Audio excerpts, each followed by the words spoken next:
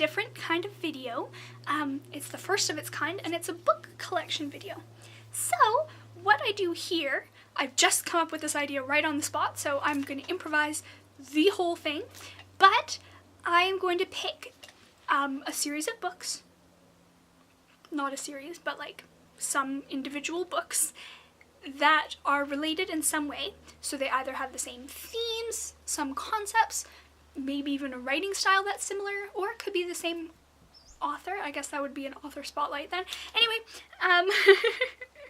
so today I've picked two books that both cover sort of a survival in the woods type theme and have similar plots and stuff, and I'm just going to be going over the books themselves.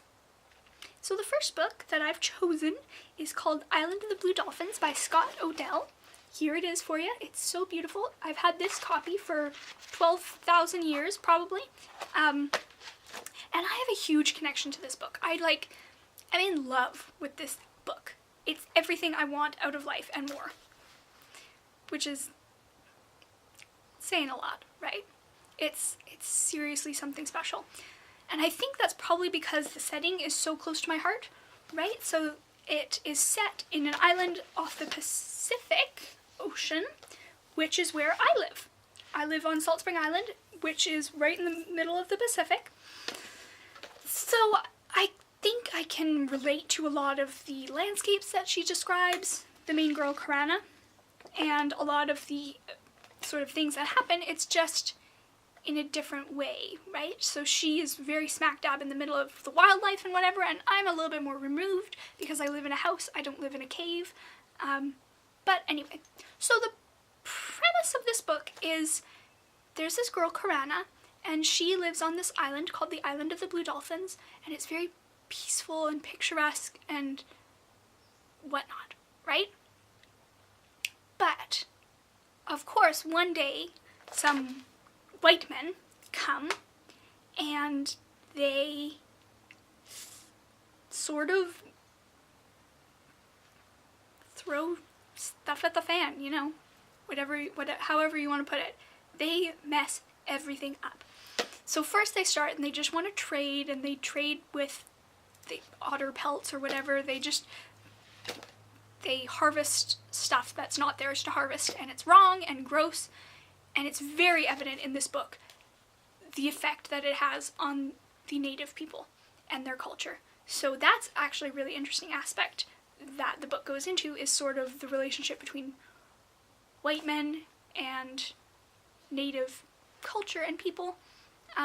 Just in this one little circumstance, of course that's a big generalization to make, is, oh, it represents well a relationship between all white men and all native people. No, anyway, it's a really interesting aspect of the book. But so, continuing on with the story, I'm getting a little bit sidetracked here, so sorry about that.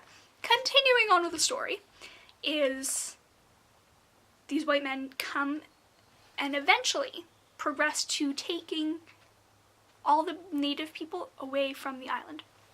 But of course, Karana and her brother, which I forget her brother's name, it's like Raymond or something? I don't know. Anyway, now I'm trying to find her brother's name, but it's Ramo. I was close. Raymond? Ramo? Anyway, her and Ramo get left behind on this island all by themselves. Their parents leave, their sister leaves, their entire life gets up and leaves. And so they're stuck on this island waiting for either people to come back, or the white men to come back, or for something to happen. So, Karana and her brother have to survive. And eventually, something horrible happens to her brother. I won't get into the details in case you want to read it, but it eventually is just Karana on the island. And she must survive on her own. And it's really, really a tough time, right? She's battling wolves. She's battling sort of the climate and natural weather stuff. She's battling loneliness because she's all by herself. And it's a really powerful tale of how a young woman can rise to the challenge, and I just loved it. It is literally one of my favorite books in the universe. Now, after I've gone on a 5-minute rant about this one, I will start my 5-minute rant on my other book. So, the other book that I've chosen to go along with my Island of the Blue Dolphins choice is Hatchet. So these two books naturally just are made for each other. The main difference between Hatchet and this book is in Hatchet,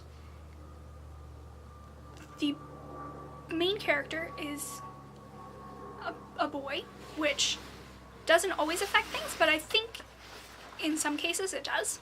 And this is a case where it has a prominent effect, just because the main characters handle situations very differently and whatnot.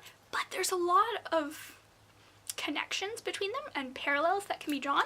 So Hatchet is the story of a boy who is on his way to see his dad, I think in Canada somewhere. He's taken a little charter plane and the plane crashes. And the pilot dies, or whatever, he dies. Yeah. And Brian is left in the wilderness by himself, and he's just some city kid. He doesn't know how to light a fire. He doesn't know what's going on. He doesn't know anything, right? So he's just stranded in the middle of the forest. And it's his story of survival and how he learns to love nature and sort of almost become one with nature. He becomes very animalistic in a way and just joins the food web and sort of the ecosystem of the forest. And it's really interesting how his life transforms. And then there's a whole series that goes along because of course he gets rescued and then he goes back home and then stuff happens and he comes back, and it's the story of a life that was disrupted by nature. And that's really interesting. So they both the Island of the Blue Dolphins and Hatchet are just stories of survival in nature and the different realizations that come along with being alone in nature, right? So that's a really interesting aspect, right? Because I know as a kid, I would read these. I read both of these when they first came out, sort of around that time when I was actually reading these books. And I remember just thinking, hey, I could do that. I could just go out into the woods and live. And what would that be like? And what would my life turn into? And who would I be? And those are really powerful questions for a young girl or boy to consider. So I think there's a lot of value in both of these books, just because you can get a lot of really deep thought with both of these. Besides that, they're really exciting. You know, things happen. There's lots of action and stuff goes on, and it's an inspiring story, right? So both of them are. I would recommend both of them highly to everyone. I have a feeling less people will like Island of the Blue Dolphins, just because it's a little bit more subdued, right? Hatchet is very, very in your face, sort of, I must survive, make fire, blah blah, hunt the bunnies. Whereas, you know, Karana sort of, she makes necklaces and hunts oysters and stuff like that. So it's a little bit less dramatic. But it's still a very good survival story. So I've rambled on long enough probably about those. I hope you enjoyed some of my thoughts on these books. I really, really recommend both of them highly. Probably, I hate to stereotype by gender, but young boys will like Hatchet more, young girls will like Island of the Blue Dolphins more. That's just how it works. They can identify with their respective genders, whatever. Just go ahead and read both of them. They're both awesome books. That's all I've got to say about that. So that's all for me today, and I will see you all later.